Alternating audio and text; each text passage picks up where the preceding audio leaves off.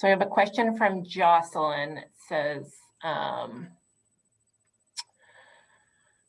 can you give a breakdown of total funds available? What's going on this round of grants and how decisions will be made, especially given that Clean Project hasn't started and local municipal projects will require buy-in and approval from town in various ways. So I think, you know, earlier on our presentation, we said that as part of, there's $6.8 million available currently to implement the National Resource Damages restoration projects, as well as this kind of grant round for scoping and feasibility. I think you said it was $680,000 for this round of grants. And I think Kathy kind of just outlined how the decisions will be made. I mean, we have a whole evaluation process that's based on criteria that kind of ranks the projects in terms of their, you know, the magnitude at which they restore the injured resources, the relationship to the resources that were injured, you know, the applicability of being in the geographic focus area. And so we will be going through kind of that list of criteria to evaluate the projects. One thing to add to that, so that folks are aware, the grant announcement that will be posted lists the criteria in detail. So you folks will be able to look through that. And when we talk about the focus criteria, that's looking at the proximity to the resources and the relationship, the nexus to those resources that were injured. The benefit criteria, there's probably 12 different criteria that are listed under that. And you can read through those in detail, as well as the implementation criteria, looking at things that that will affect the scoring. That all that's presented in the RFR so that everyone's fully aware of how the criteria upon which your application would be looked at. If the question was how much might be available for a particular project, that's really, at this point, we've set aside, as Michelle said, the $680,000 for whatever comes in, and we can look at it, and maybe there's projects that are only $300,000. And so there may be additional money that maybe there's a decision to do another round for feasibility later on. It really, we're in the very beginning stages of acquiring projects. Kathy, this is Jocelyn. I think I managed to unmute myself. This is really helpful and I really appreciate it. I'm a newbie when it comes to how these grant rounds work. I think my question is actually the opposite, which is, we're just getting to actually groundbreaking, right? The actual cleanup work versus the site prep for the overall restoration project in the impacted area. And so what I don't understand as sort of a citizen watching this from the outside is, how do we ensure that there will be dollars left to restore immediately around the impacted area and restoration around that area, and that we don't deplete those funds before that project comes to completion? Can I say one thing first, and then Michelle? Sure. Just which is just that the cleanup that's taking place, they will do a restoration that they need to do for the cleanup site. So they're two totally separate buckets of money, and we don't need to worry about the area immediately around it. Well, that when the cleanup is done, they have to restore the site to a particular condition. Separate from that are these NRD funds. And I don't know if you want to talk about the phases, Michelle, or. Yeah, I mean, because we realize that the, you know, the cleanup at the site is ongoing. And, you know, because the resources have been injured, we didn't want to wait until the cleanup was totally complete to get started on the restoration, because, you know. Totally makes sense. Yep. But so as Kathy said, they are two totally different sources of money. In terms of getting these projects into a restoration plan, we are thinking of kind of a phased approach for implementation of them. Some of the projects that are located more in if there are projects in kind of the Drinkwater River subbasin, which is upstream of the site, they potentially could be implemented sooner rather than later. Whereas projects that are located, really, pretty close to the fireworks site or in a subbasin kind of downstream that could potentially be impacted by the cleanup, we would want to do at a later date once we're sure that kind of the cleanup is complete and there won't be anything kind of impacting those restoration projects. That's awesome. That long-term perspective is fantastic. Great. And there's also, I'll get back to you. I see Sam had her hand up. I just want to say something quickly about the selection of the projects. So in terms of the grant selection, Kathy talked about that. It'll be kind of internal, DEP, other agency staff. Those projects will then go into a draft restoration plan, which will go out for public comment and review by people in all of the kind of surrounding towns, all of you on the phone, and then you'll have a chance to kind of weigh in on those projects. If you think you have other projects that we've missed, or you don't think the projects are sufficient, kind of whatever your comment may be, there'll be definitely a chance, opportunity for people to weigh in, and that will all be considered when the final restoration plan is drafted. So to add to that, Michelle, the projects that you folks are thinking of now for this sort of feasibility opportunity, the opportunity for the feasibility study, essentially, those could get funded.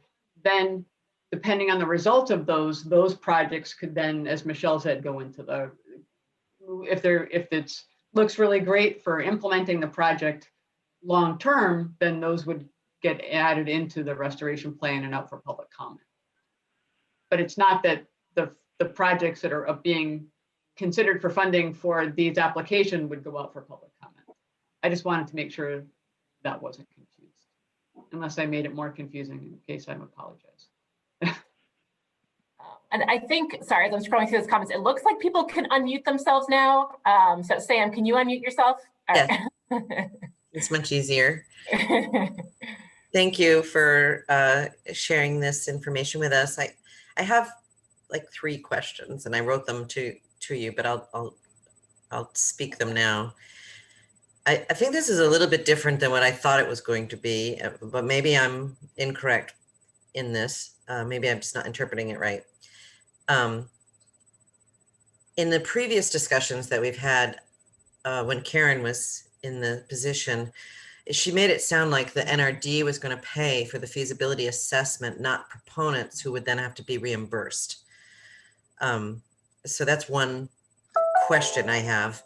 And more importantly, perhaps, is how well developed does a project have to be at this stage? I mean, we probably could put a lot of things in a bucket, lots of different ideas and concept, but they're going to need a lot more vetting, both within the community and with engineering and feasibility, to really understand if they have any ability to be implemented. And so we may not have a lot to describe when we apply. And so I'm not quite sure how developed it has to be. Do we have to have the owners already on board? Do we have to have cost estimates? Do we have to have community buy-in? Or can we just sort of dream and see where it goes? I'm not really sure how. It's very different than what I had thought, because I didn't really understand this reimbursement part. So maybe you can answer. Well, I'll take that part. So what we mean by that is there's 2 different ways that people can look at reimbursement. One is that you pay the contractor or whatever to do the work, and then you submit the bill to us and we pay you. Or you get the bill, you give it to us, and we pay you for the service that was done. We like that bill. and that is entirely entirely within the within the intent of this.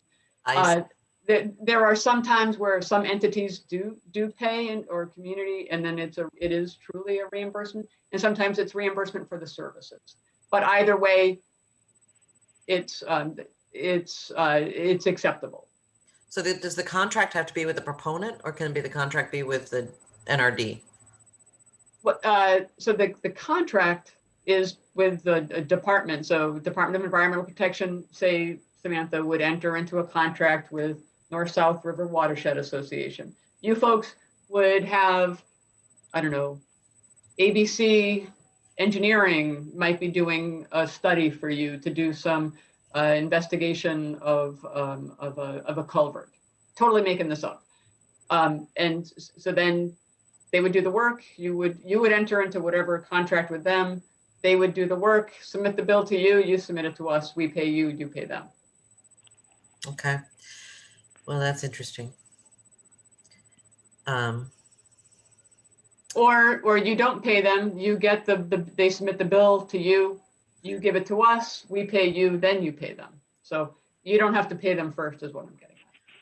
Most of the things that we would be thinking about in terms of dams or culverts that might be potential fish passage restoration or fish habitat restoration are going to need the towns, because they're the owners, to be part of this. And the timeline for this is, I'm just saying that it's tough for the communities to respond to this timeline.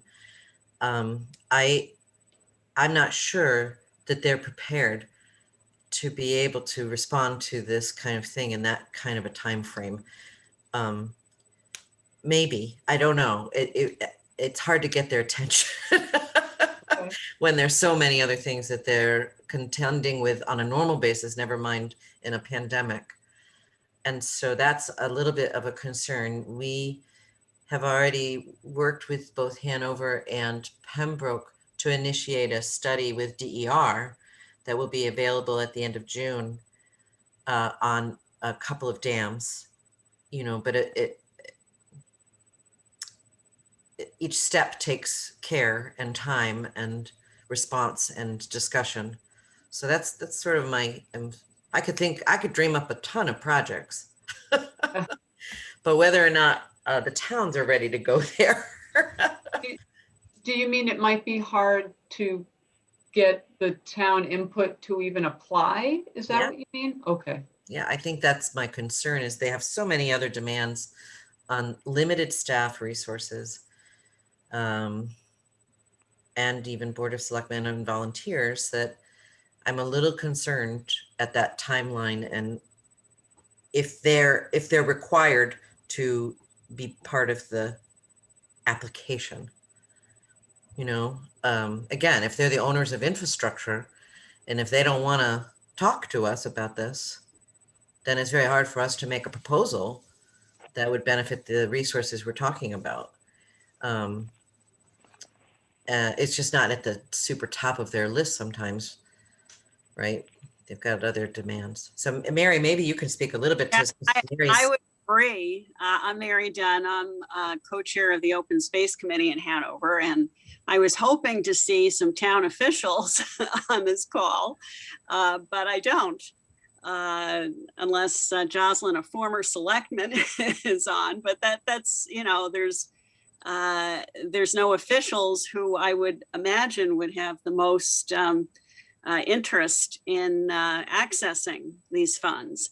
So this would require volunteers to go, to these officials to try and get buy-in on anything that we might be interested in doing. And I think it's, it's going to be an education process, and then the resources to put something together. We'd have to be relying probably on volunteers. Like I was just imagining, okay, do I have time in the month of April to do this while I'm retired? Well, maybe I could, but that's whose hands it would be in, which doesn't seem right to me. Okay. One of the thoughts that we've had was to try to get a coalition of people together, but it's going to take time, because I'd rather we were all, I don't know, because the rivers are the borders between the communities. There's a lot of players to try to involve and to educate both about this process and about what potential projects there could be, and to get their buy-in to those projects and make sure everybody's not, I don't know that we could reach consensus, but I was just thinking that we would have a little bit more time to think through with partners what would be feasible, what they would want to put forward, because the ownership issue is real. I mean, if I owned the dams, I could put it forward to you and say, let's take them out. But I don't. I need the towns to want to do that. And that's going to take a little bit more effort. There has been some initial discussions, but there's some trepidation, and that needs to be further discussed with them. As you know, Michelle, through working at Division of Ecological Restoration, these projects there's steps and iterations of steps. And so I think the most beneficial to these resources would be some of those things, but I'm not sure how we're not ready to, we're really in the concept part of this. Yeah, I mean, I totally hear everything you're saying, Sam. I think, I'm sure you have tons of great dream ideas, but getting the actual property owners on board and with even thinking about the projects is a whole nother project into itself. Right. I think Kathy and I, could certainly talk about pushing the grant out a bit. I think we're planning to put this out, I think about, a year and a half ago, and then COVID happened and everything. And so we certainly have pushed it out. I mean, we don't want to rush it and not get the right projects. I mean, that's certainly, that's not something that I would want to do either. But I don't think we would want to push it out, a year or really even like 6 months, 6 months. But we can discuss it. But I think too, we try to, we've heard other, some feedback we've had over the past year has been, when are you going to get this out? When are you going to get this out?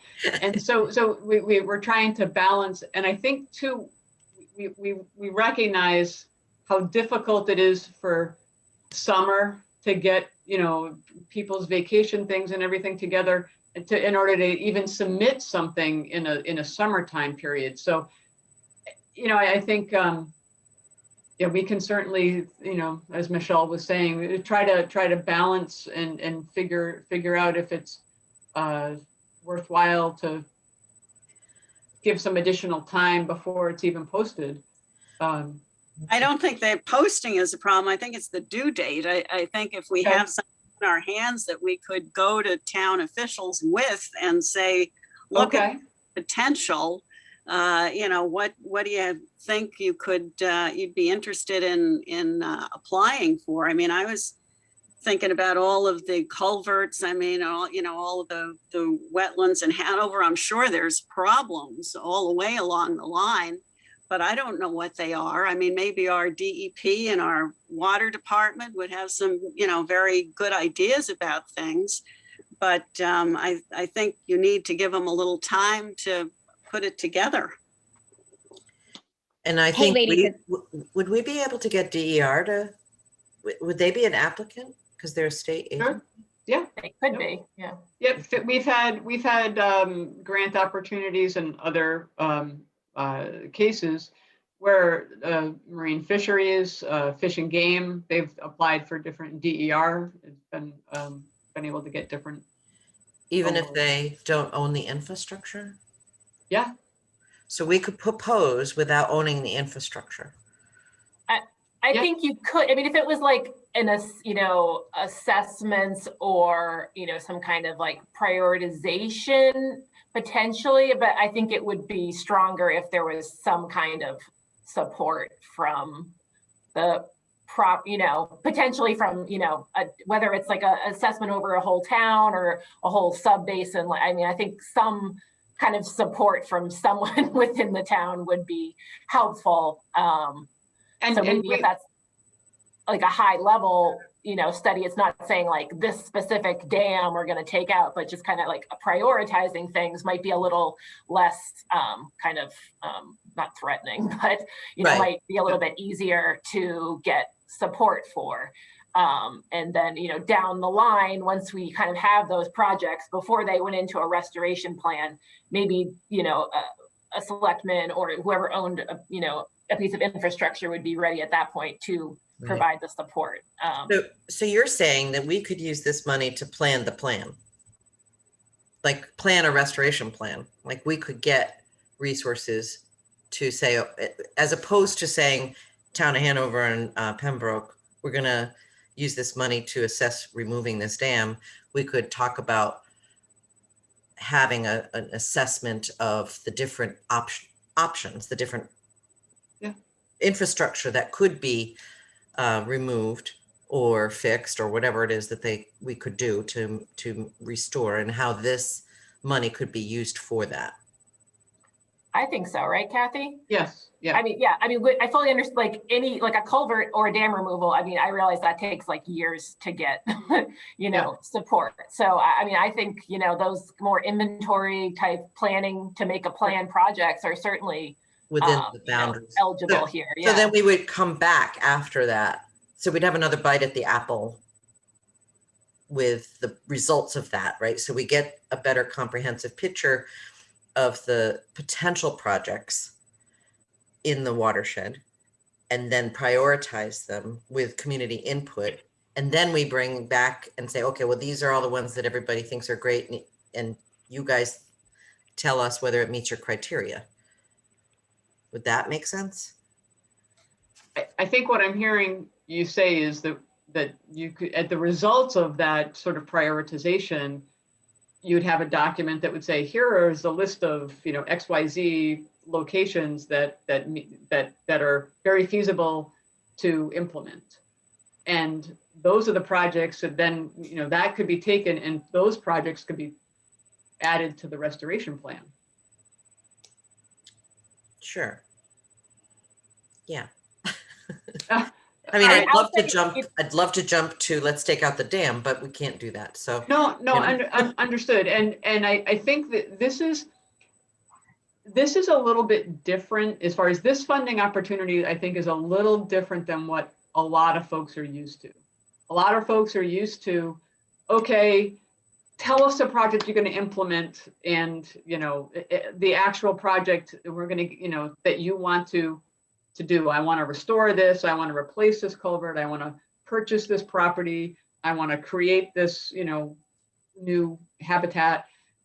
That's what people are, you know, the actual doing it. And this is like a step before that. It's what is the feasibility of doing this project? Because we're really, really recognizing that it is a little bit more complex with the number of watersheds and the systems and resources in here. It's a little more complicated we do have to be really focused on, you know, what might be feasible. What do we have to do to even find out if a project is feasible to implement? Well, and what do we have to do to even do some field surveys, maybe, that haven't been done in some of these tributaries to make sure we're not missing something? I would hate for us to miss an opportunity. $7 million seems like a lot. I know it's not.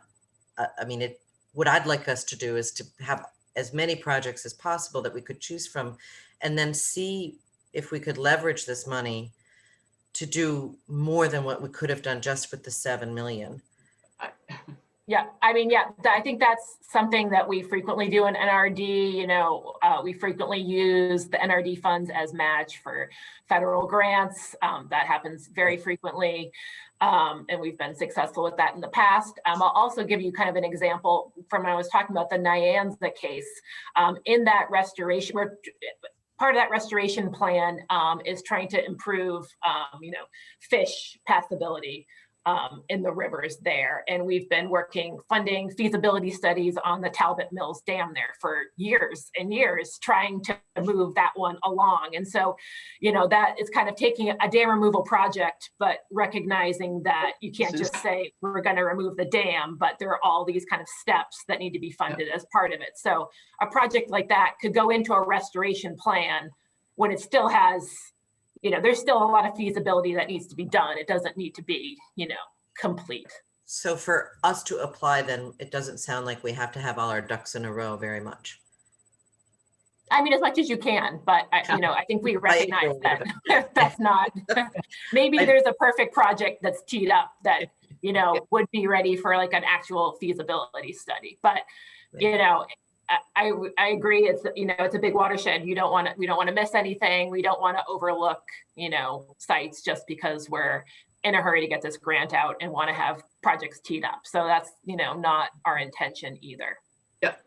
And I think you also, anybody that's new to the natural resource damage process, it is a lengthy process.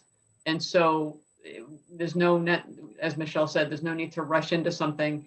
It could take, a couple of years to do the feasibility study, and then it could be another year or year and a half before the restoration plan actually goes through public review, and then it could be another, year before projects are even selected and awarded. So it could be, this is sort of just the first step in a long process. So. Hey ladies, it's Jocelyn Keegan again. This is really helpful and I appreciate it. I guess I would just like to, I have to drop, so I just want to make one comment sort of leaning in on, I think one of Mary's points. I think that starting this process is amazing. I think to Sam's point, there's so many things that we could do in our watershed. What I think would be really helpful is to really look at almost the timing and try and figure out how to align this with some other activities around funding in town. So I think if we can get the window out of our town sort of municipal elections and budget cycle, we're right in the middle of that, right? We're running that down for town meeting and for town elections so that we can get people that are sort of fresh-faced or newly reelected sort of at the table and engaged, I think, at the town side. It's been a crazy year for everyone. So I can imagine this is not number one on the list of hundreds of things that many of our board members and town employees have to grapple with right now. But if we could even get out into the summer, and I'm thinking, I don't know, Mary, I know you have more experience here. Is there a possibility to sort of align this with things like the CPC cycle so that we can really look at it holistically to say, what types of projects are we going to try and get done? And, oh, look, there's this pot of money we should be applying for to start to understand, like Sam's point is, what's the plan for the plan? To say, are we going to try and do 5 projects? Or are we going to try and do 1 big project? Or are we going to try and do 2 smalls and, 1 large with these funds, and allow time for those people on both sides of the river to coalesce and really figure out what those priorities are jointly as we look at the opportunity that we have in front of us. And I'm sure once the news gets out that the dollars are available, the people that are a little bit further south down the river from us will probably also be popping up with some interest about types of improvements, as will the folks in Rockland that are up more on the Driftwater side or even on the Norwell side of the watershed. So thank you. I really appreciate this. Then there's the Hanson side. Phil Clements here, chair of the Hanson Conservation Commission. If I may have, I have a question. I hope it's very simple. Yep, go ahead. Hello? Yep, okay. Go ahead. We've got a hint, as I think not surprisingly, that some of us are thinking about projects that are tending maybe towards the large and lengthy side, but I'm trying to picture the range of projects in terms of scope and size and cost. There may be some projects quite near the lower end of the range in size and scope, and therefore perhaps more in the more quickly able to be accomplished or implemented side, such as, for example, and not very hypothetical, if there was a parcel of cedar swamp which is privately owned and threatened with development, but through which a tributary goes to let's say Indian Head Brook in Hanson, which is the portion which is certified as a cold water fishery.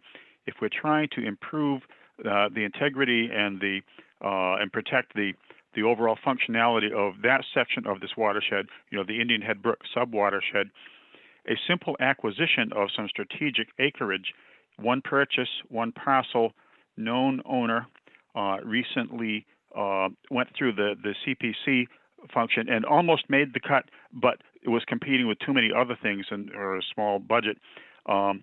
Something like that would seem to be rather easily and rather quickly implemented if it met enough of the benefit criteria and restoration value to get on the list.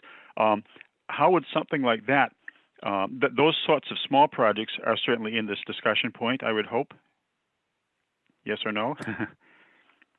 Yeah. I mean, I think they're, certainly eligible. Our ability to kind of like see a good project that's really ready for, implementation right now and just kind of, put money towards it isn't, super straightforward. We need to go through this kind of, restoration planning process, and it will need to be go through public review before we can Sure. put funds into the implementation. So Sure. sounds like a great project, but we do need to kind of go through this NRD restoration planning process. Of course. I just wanted to make sure that we weren't aiming necessarily at just step one of a 6 or 8 step almost mega project. There could be a place for smaller. Certainly yeah, I mean, it'd be nice to have a balance of mega projects and not mega projects, for sure. And some that would be easily implementable that we could immediately kind of go ahead and fund, and they would be complete. And other ones that would, probably take a lot longer. So, I think it would be nice to have a mix.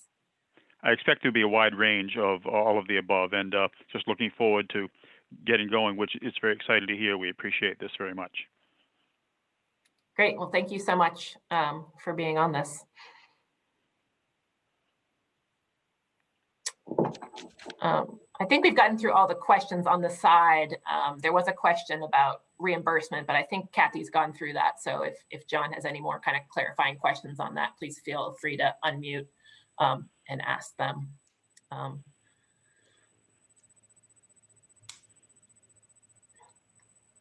But any other questions or things people want to talk about?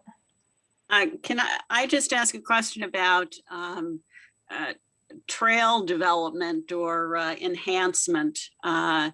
It seemed in one place that you showed a beautiful boardwalk at that Nyanza project that sounded like it was funded through this, but yet I heard someplace else that Recreational Trails wasn't part of this. So is it or isn't it included? Kathy, you can correct me if I'm wrong, but I think just like a recreational trail on its own without, kind of land acquisition to go along with it wouldn't be applicable. But if it is a land acquisition project and there's recreational trails kind of built into that, I think that would definitely qualify for NRD funding. Is that accurate, Kathy? Yes, and sometimes as part of like a restoration of a habitat, you also might have the educational component. So you might have a trail where you have the public little kiosk to describe. So you're also enhancing the public use of it. And so that certainly would be something that would be considered. Enhancing public usage. So, okay, so well, yes, ultimately, but I think right now we were focusing for the feasibility, we were focusing more on looking at the resources, particularly the categories of the aquatic biological resources and habitat, so fish, amphibian, aquatic, reptiles, benthic invertebrates, and then the wildlife resources and habitat, whether it's the terrestrial, reptilian, mammalian species, or avian. So that was the focus initially. Correct me if I'm wrong, Michelle, when we are looking at the restoration plan itself, we'll also have more of the educational and the outreach, public use aspects, but there was less of the thought was less of a need for the feasibility of having, public outreach or having a little educational component. but more of a need for the feasibility studies for some of these other types of projects. Okay, so in other words, that's a little later down the line. That right now we're looking at basically habitat restoration as opposed to making it easier for people to get to it. Yes. Okay. So for existing properties along the river that are already in conservation, we could propose habitat restoration, but not recreational improvements.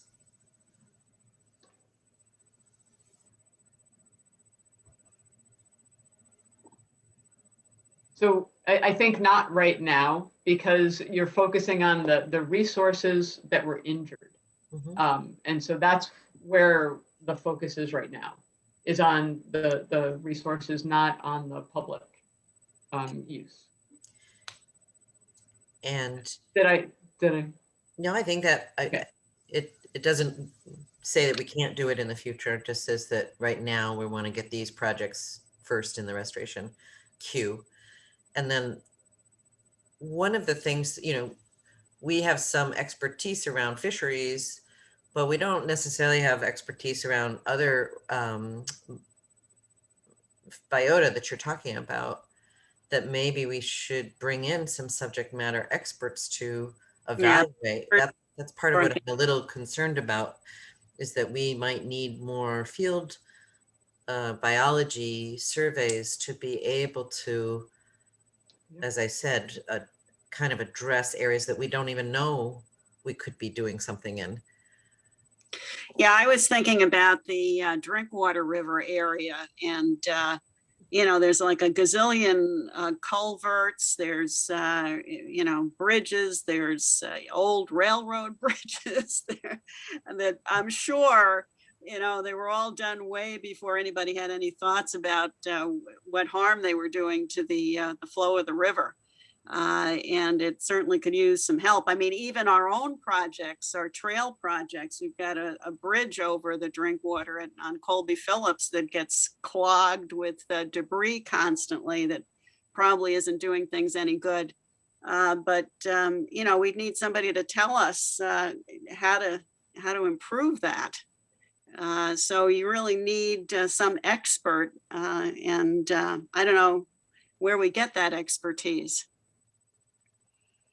Well, that might be a proposal, Mary, that we would come up with is, we would like to assess this watershed and hire people who are, or I don't know, or partner with DER or some other governmental agency to assess what restoration projects there might be in that area that we don't know about yet. We did a culvert survey of a large part of this water. Unfortunately, Sarah's gone from this, but she led that many years ago, and we did a prioritization, but I don't know how far we went up into the Drinkwater. And so that's part of like what I'm thinking, like we should go back and look at that report. This is a lot of work. There's a lot of river to look at, and that's awesome. But I'm a little like, when I saw the dates, I went, wow, where am I gonna? Yeah, I think Kathy and I can certainly talk about the dates and get back to you. I think there's definitely flexibility there. So we hear you loud and clear, and we want you to be prepared to put it in an application. So we can loop back with you on that for sure. But I think all these like inventory type prioritization projects, they all sound great. I mean, when we're talking about feasibility scoping, we weren't thinking everything was like a feasibility project where you're determining how much it's going to cost and preliminary design. I mean, there's definitely more flexibility around that in terms of the projects you're talking about. I think I was also hearing that people thought it was still good to get it posted so you could see everything and you could see the detail for the criteria and such. But then it would just be on the other end so that Michelle and I will talk more about that. So, I think if we had have more time to look at that and then sort of see where we can build partnerships and make sure that we're proposing things that aren't just pie in the sky, and that there's some buy-in with different communities different partners, different nonprofits even, you know, the Wildlands Trust is the land trust that I would, you know, that has the most stake on the Indian Head. There's certainly Trout Unlimited. We partner with them. DER, obviously. There's just a lot of people that we could bring to discuss what is possible here, including DMF. So I think it would be great if we could have a little bit more time, particularly for the towns that this isn't the focus of their life. Yeah, we've got town meeting the beginning of May. And so, you know, really, I don't think anything's going to happen until after that. And then, you know, to have only 2 weeks basically to put something together would be pretty tough. But even another 30 days would be more manageable. I'm trying to get an idea, you know. I'd give us 60. Well, total 60. Yeah. So submitting it sometime in June, like toward the end of June. No, I mean another 60. So I until into like July. Okay. sometime Well, in July to get you this know, done. the intent. We don't want to rush. We want this to be, you know, I think everybody wants this to be projects where we can get some good information. I think it's something that we'd have to consider whether, you know, what the appropriate time period would be. So we can talk internally. Yeah, I definitely want to make sure that the towns, that all the people that should know about this have at least had a chance to look at it and say, had enough time to think about whether there's some project that they could think of to propose, even if it doesn't end up being, you know, I just want everybody to feel like they got heard. Sure. Or got an opportunity. Yep. And yeah. And we appreciate that. I mean, even when we have money, it's just really hard to get people's attention on these issues, which is sort of ironic. Right. Giving the town of Hanover land, and I had a hard time getting Yeah, right.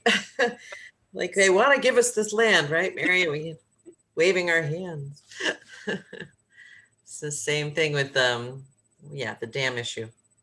We had some money from DER, and it was just hard to get their attention because there's so much more competing for their attentions. So, but I'm super excited, and we're really glad that you're doing this. And I know we've been part of the people going, "Are you going to put this out there?" No, I think it was Sarah. Every couple of months, and I'd be like, "Oh, we're still." I know. Well, I think we also thought, "Oh, well, we're just." We didn't miss it, did we? Yeah. I know that was a fear for a lot of people. They just didn't want to miss out on the opportunity either. So, Right. You know, I appreciate everything that people have brought up to our attention today. It's been very helpful. Okay, well, are you under any required timeline? No. Timelines don't apply to NRD. No. No, I mean, we're not under a timeline, but we do, have some obligation to work towards restoring the resource. So, we want to keep moving along, towards, potential implementation of projects, but no hard deadlines in terms of getting it started or spending the money. So, do you have any examples of proposals that people have done in other places for this step? Like what kinds of proposals people make at this stage? We've actually never really done this before, this kind of feasibility phase. We typically, I haven't really been involved with that many because I'm new, but, we typically kind of sit down with the towns or sit down with watershed groups and try to get an idea of, what projects are out there. And sometimes DEP funds some feasibility to understand if they're, you know, possible, if they're even feasible at all. And so I can tell Kathy's going to chime in, but no, and sometimes the project ideas are put forth into the restoration plan, and then they get funded through as part of the restoration plan project. And sometimes those projects don't, the feasibility part gets started and then it's determined that it really isn't feasible. So then, even though a project was selected in the restoration plan, it might have been like a tier 1 project that was, you know, considered very beneficial. If it turns out it's not feasible, then only a certain amount of money would go to that feasibility. It's determined it's not feasible. Then now that funding is available for a project that's sort of next on the list that maybe wasn't initially selected, but now that those funds are available for that, like the tier 2 types of project. So sort of like it's I know I'm totally generalizing it, but that's a way to think of it. This is the first time in my experience where we've been funding the feasibility studies before that would feed into the restoration plan. Right. So it will make the restoration plan projects essentially, it should make them more sound technically and able to be implemented. So that there is if that answers your question, there was a question in the chat that came up from Michelle O'Brien, and I just wanted to read it. The question is, what if a proposed restoration project conflicts with the site remedy? Will MassDEP's project manager be among the people who review applications? Might it be premature to award a grant for restoration project ideas when the site remedy hasn't been formally approved yet? One of the things that we had said early on is that this funding round is focusing on feasibility of projects, recognizing that the watershed is so extensive that while the remedy is still the site's being cleaned up, these feasibility studies could still take place that won't interfere with the cleanup. And for example, if it's a field survey to determine other benthic organisms on some of the tributaries, or a better idea of fish counting on particular stretches, those won't be impacted by the remedy. So they can happen concurrently. The idea being that these the projects that would be funded as part of this are really looking at the feasibility aspect of it, and we would not want anything to be taken place in the area where the cleanup is taking place at this time. As far as the question about MassDEP's project manager reviewing the applications, there are a number of people that are involved on the looking at the applications, but really we try to get often the folks who have the experience with the more of the ecological side or wetland experience, or we might go to one of our sister agencies who have more experience with the dams and hydrology or fluvial environments to provide input. So since we're not talking about the contamination or the cleanup or the remedy, it's really focusing on these different types of restoration projects. So Michelle, does that answer your question? Yeah, thanks, Kathy. Okay. I had there anything another else? question. I had another You have question. another question? Yeah, just you guys have had this money for some time. Is it gaining interest? Is it more than 6.8? It's a lot of money to gain interest, and I'm hoping that maybe if we wait long enough, it'll turn into 14 million or something. Well, it hasn't done that much. So it is generating interest. Last year, it wasn't generating as much, the COVID, but yes. I guess it can't be invested in the stocks or something. That's Well, probably not. you can't ever lose the money. That's the important Yeah, thing. that's probably. Yeah. In terms of the map that you guys show with the green area, sort of upstream of the drink water and the wetlands that feed into it, is that where the priority area is because it's in green? No, that's just when we're thinking about potentially implementing projects in phases as the cleanup happens. That sub watershed was, we didn't think would be impacted by any of the cleanup that's occurring. So we thought that restoration projects could potentially be implemented there first.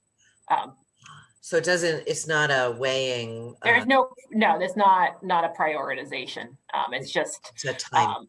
as of, when we're thinking about it now, in terms of getting some projects done, projects upstream, not impacted by the cleanup could be potentially implemented, as soon as possible. Whereas ones, adjacent to the fireworks site, we wouldn't want to implement until all of the, the cleanup had happened on the site. So it's really just thinking about, different phases, timelines for implementing projects. Gotcha. That's an area that we're not as familiar with those wetlands, and I think that needs to be. Somebody needs to do some investigation up there. Maybe us. I don't know. Maybe we can get research. Somebody's taking notes for different types of projects. No.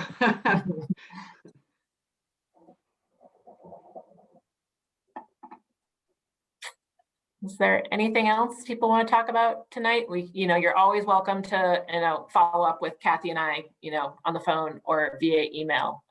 So we'll be happy to talk more about some of these ideas that have been floating around, and, help you flesh them out more if you want, or, discuss them or whatever. And Kathy and I will certainly get back to you after we have a little more time to think about the timeline of the grant. That would be great. Thank you so much. Okay, great. But if no one has any more questions, I will let you go and enjoy the rest of your night. Thanks so much for joining us. This was really helpful to get your feedback and your input. So very helpful for us. So I hope it was a good use of your time as well. Yeah, thank you, everybody. Wait to spend the money. Great. Well, thank you, everyone. Good night. Thank you. Bye-bye. Thank you. Good night, all. Appreciate it. Good night.